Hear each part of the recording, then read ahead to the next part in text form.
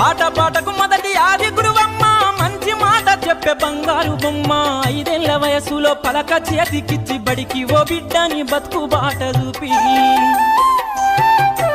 ఓనమాలు నేర్చి 1, 2 చదివి వయసుతో పాటు చదువు పెరుగుతుంటే ఎదిగిన కొడుకును కళ్ళ చూసుకుంటూ కడుపు నిండినంత సంబరపడుతుంది టీచరో గొప్ప డాక్టరో కలెక్టరో కావాలనుకుంటది మనసున్న తల్లి మన అమ్మ కమ్మని కలలెన్నో మదిలోన కంటది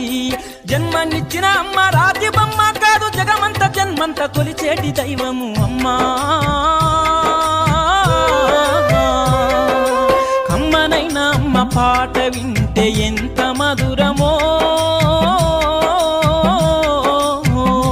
మనసుకు కాదు మరువతరము